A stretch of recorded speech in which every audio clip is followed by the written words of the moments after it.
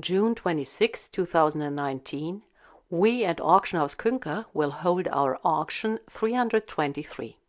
It will begin with an extensive special collection of French coins and medals.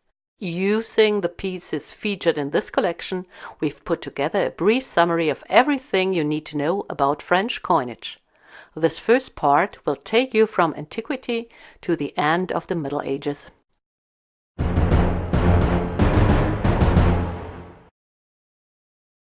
Gallia est omnis divisa in partes tres. This is how Gaius Julius Caesar begins his account of the Gallic War, which is our most important source relating to the history of the Celtic tribes that lived on French soil more than 2,000 years ago. These tribes struck coins, meaning that even in antiquity, French monetary history had already begun.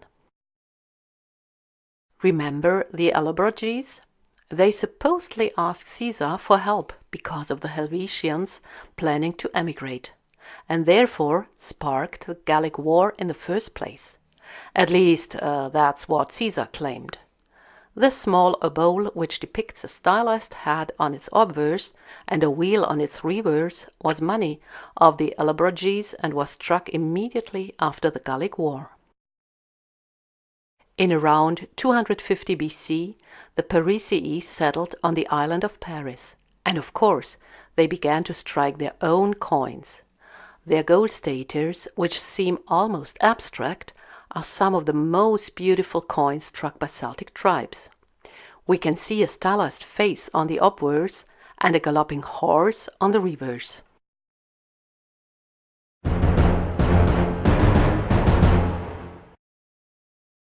After the Celts came the Romans. They too struck coins in France and in large quantities. Augustus made Lugdunum, modern Lyon, one of the empire's most important mints, and that was part of policy. You see, Augustus officially gave some of his power back to the Senate. Of course, he kept enough means of power for himself to ensure he could retain control. The coinage is a good example of how he achieved this. Augustus made a big show of officially transferring control of the mint in Rome to the Senate.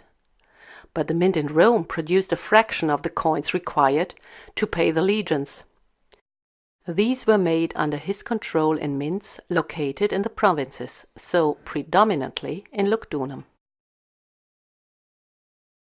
But whether or not this epoch of coinage is actually part of France's monetary history is a matter for debate. The collector, whose pieces will be sold in auction 323, decided not to include any Roman coins in his collection.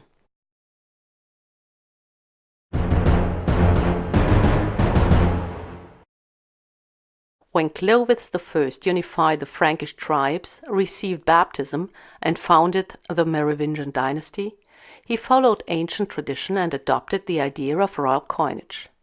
But as his successors began to lose their influence, this privilege was appropriated by others. Numismatists know of around 2,000 people that made tramises in more than 800 locations.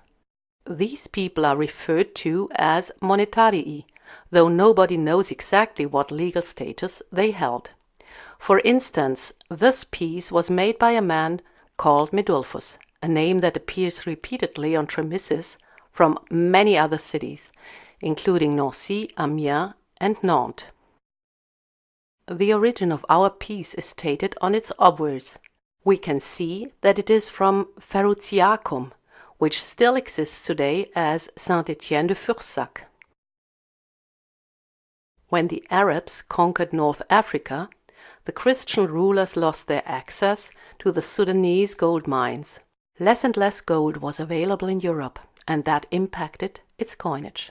Tramises were struck from gold of deteriorating quality, until they were replaced by a pure silver currency. This new currency's name derives from the most important silver coin of antiquity, the denarius.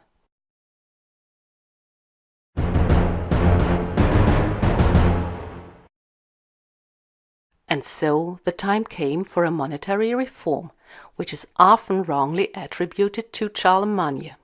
It was actually his father, Pippin, who issued an edict stipulating the weight and fineness of the new denarii. Charlemagne modified his father's monetary system and declared the novos denarius to be the mandatory coin across his empire. All of these denarii bear the king's name on the obverse and the place of minting on the reverse. Charlemagne and his successor profited from the rich veins of silver discovered close to the city of Mel, which were systematically exploited under the Carolingians.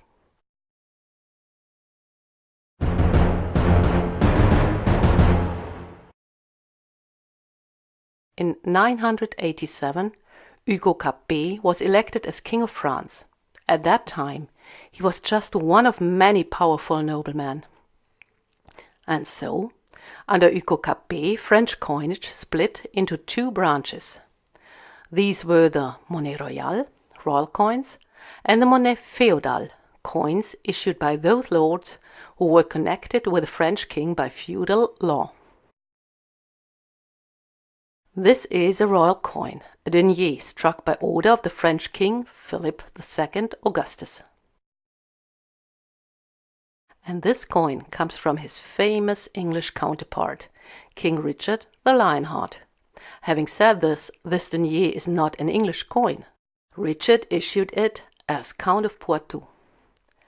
As the Count of Poitou, even the English king was a vassal of the French ruler. That makes the little denier a perfect example of the monnaie féodale group. Louis IX is known for his two failed crusades against Tunis and is epithet saint. Numismatists, however, consider him a realistic and forward-looking economic policymaker. After all, he issued a decree in 1262 ruling that royal coins were to be accepted across France, and in the Gros Tournois he created a coin that was bound to spread throughout Europe. This was facilitated by the Champagne fairs, where money changers from all over Europe were to settle their financial transactions and learn about the latest ideas which they would then take home with them. In this way, the Gros Tournois influenced the Tournoses of the Rhineland as well as the Prague groschen. In 1285, a man came to power who went down in history as the royal counterfeiter, Philip IV, called Philip the Fair. Here he is on this gold coin, a florin d'or à la reine. This coin, which was probably intended as a gift, may look splendid, but the common people suffered from the monetary mess ordered by the king. The thereby well-hidden debasement of the coinage was financing his dream of omnipotence. Evidence of Philip IV's chronic lack of money even made it into popular culture. In 1312, Philip IV had the Knights Templar Order disbanded to take over its assets. Even among his contemporaries, this was considered a crime. The fact that the male line of his family died out within a very short time was regarded as God's punishment for his transgression.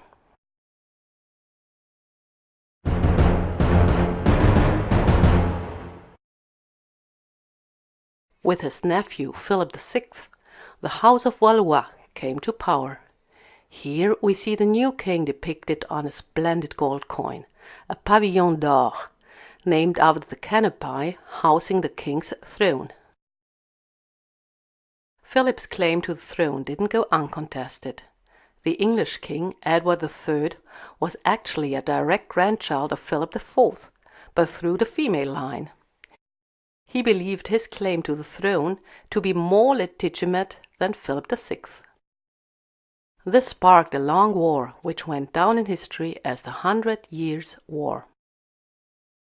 In terms of monetary history, this war had two primary consequences. Firstly, it produced a host of splendid gold denominations. These are among the most beautiful coins of the Middle Ages, and in terms of weight and fineness, they are faultless. And they had to be, because the French kings used them to secure the support of all those parties they relied upon in their fight against the English king. This may have been the actual purpose of this coin, which, when it was struck in early 1340, was the heaviest gold denomination ever struck in French monetary history. Its obverse depicts the French royal crown, affirming Philip VI's claim to be the only legitimately crowned ruler of France. This very common type of coin is known by numismatists as a franc à cheval. This coin brought the term franc into numismatics for the first time, although the coin type was not continued. The reason for its production was the unfortunate Battle of Poitiers, in which the French king John the Good was taken prisoner by the English. In order to pay the ransom of 3 million écus d'or, huge quantities of this coin type were struck. This was all financed with the silver coins, which were rapidly and fraudulently decreasing in quality. Here we see a gros tournoi from 1359. From the gros à étoiles that were struck at the same time, we know that 8 emissions were issued in 6 months, over which time the weight was gradually decreased by more than half and the silver content reduced by a third. After all, somebody had to pay John the Good's ransom, and that somebody was the little guy, ordinary people. This is why the silver coinage kept constantly deteriorating, which was the second consequence of the 100 Years' War. In 1429, Joan of Arc crowned Charles VII as King of France, bringing about a turning point in the 100 Years' War. By 1436, conditions had stabilized to such an extent that the authorities were able to consider a monetary reform. Evidence to this reform includes this écu d'or à la couronne, which allegedly became the standard gold coin in France. The silver coins were also standardized once again. The gros de roi, exemplified here, was made of an alloy with an impressive silver content of over 90% and was therefore considered a stable coin and trusted by merchants across Europe. The 100 Years' War ended in 1453 with the Battle of Castillon. Some historians like to consider this year the end of the Middle Ages and the beginning of the modern period. It's also a good time for us to take a break. We'll take you through the monetary history of the modern period in a second film. We at the Künker Auction House are delighted to invite you to our Summer Auctions 2019. Please don't hesitate to contact us if you have any questions.